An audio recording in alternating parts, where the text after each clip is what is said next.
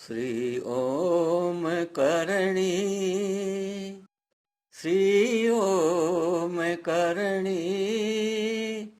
श्री ओम करणी, श्री ओम करणी। नमस्कार। भावासा देशनोक से ऋणमठ गढ़ियाला पधारे। बड़ा उत्साह, बड़ा आनंद। जानाबाई और भाभासा दोनों ही प्रसन्न देशनोक से रवाना हो रही हैं। माताजी का आदेश मिला है ऋणमठ गढ़ियाला के लिए। वहां पहुंचकर क्या देखते हैं? एकांत स्थान, निर्जन, जन रहित, जिधर आंख फैला हो कहीं मानव के दर्शन नहीं। एक पुरानी जूनी हालत में कोटड़ी और माताजी का मठ। गोबर मिट्टी से लिपा हुआ सुंदर मठ, लेकिन न कुछ वहां खाने को, पीने के पानी की भी कमी वहां है ही नहीं। थोड़ा बहुत पानी अपने साथ में रखती थी यात्रा के हिसाब से, उसके अलावा पानी भी नहीं। माताजी तो, भाभासा तो करणी मां की कृपा से आनंदित हो रही थी, लेकिन जानाबाई घबरा रही थी। मन ही मन कहती हैं कि हे करणी मां, आपके आदेश से तो हम यहां आए और अब यहां पीने को पानी भी नहीं है। खाना कैसे बने? कोई मानव के दर्शन दूर दूर तक कहीं हो ही नहीं रहे हैं। जानाबाई दिन भर परेशान रही, लेकिन अपनी परेशानी भाभासा को प्रकट नहीं की।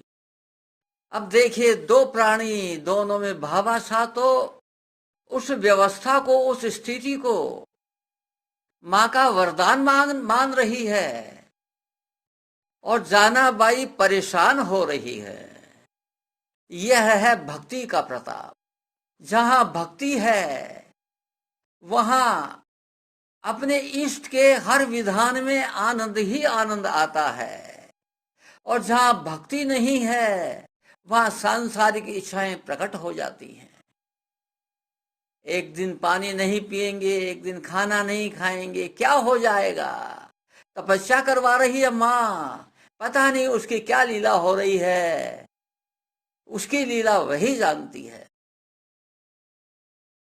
इसी संकल्प विकल्प चिंतन में जानाबाई डूबी हुई है। सायंकाल का वक्त होता है। अमर सिंह भाटी आता है।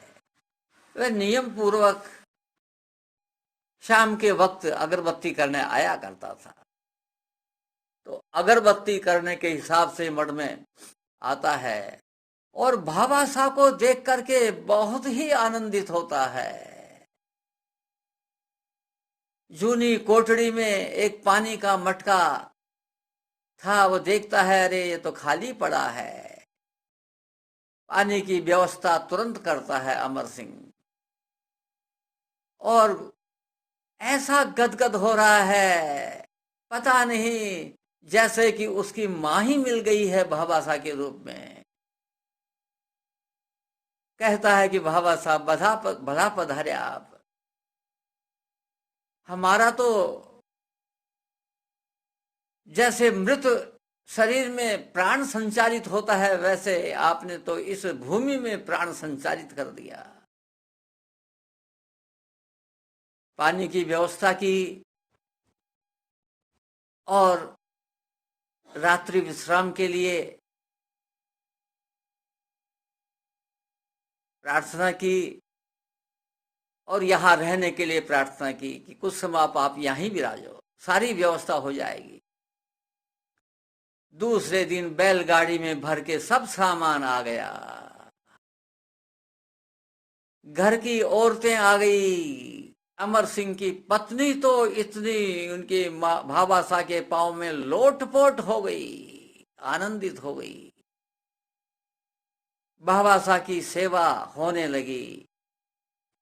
जाना भाई पहले दिन के कुछ समय के कष्ट को भूल गई। अब तो वहां मेला जुड़ने लगा। भाभा साहब तो खुद भक्तिमती महिला थी।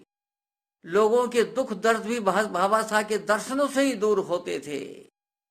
भाभा साहब खुद भी आशीर्वाद रूप में कुछ वचन कह देती थी। भाभा साहब जब तक वहां रही, अमर सिंह की पत्नी की कोई संतान नहीं थी। लंबे समय से इंतजार चल रहा था परिवार में संतान का। अब उसको लगा कि संतान उसके गर्भ में आ गई है। बहुत आनंदित हो रही हैं। सारा गांव उलट रहा है, आसपास के गांव उलट रहे हैं। उसी समय चैत्र की नवरात्रा आती है। बाबा साहब नवरात्रा वहीं करती हैं। नवरात्रों में ऐसा मेला, जन संकुल, भीड़ उमड़ पड़ रही है। बाबा साहब के दो पैर और पैर छूने वालों के हाथ कोई संख्या ही नहीं है। बाबा साहब माँ से कहती हैं कि हे मातेश्वरी, मुझे इतना सम्मान मत दिलाओ, मैं इस सम्मान को पचा नहीं पाऊंगी। माँ बहुत हो गया, आपकी कृपा मैंने जान ली, समझ ली, अनुभव कर ली। अब इस लीला को समेटो माँ। नवरात्रे पूर्ण होते हैं, भीड़ कम होती है। बाबा साहब वहां पर 2 महीने से ज्यादा समय रहती हैं। खूब आनंद बिखेरती हैं और फिर वहां से कोटा माणिक भवन लौट आती हैं।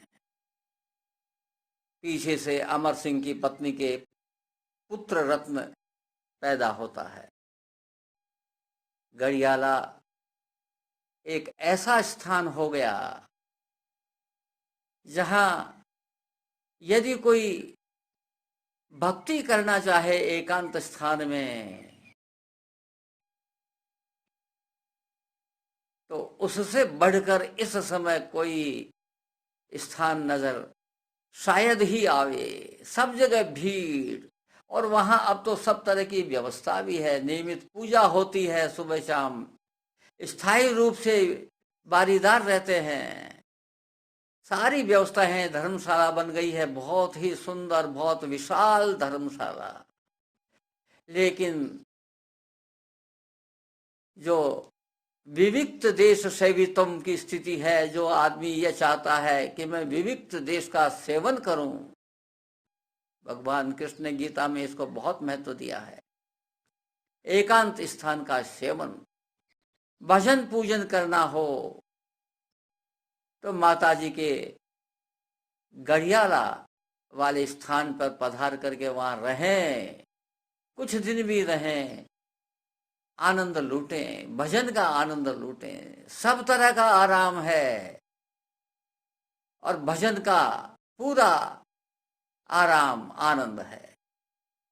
आज बस इतना ही। नमस्कार।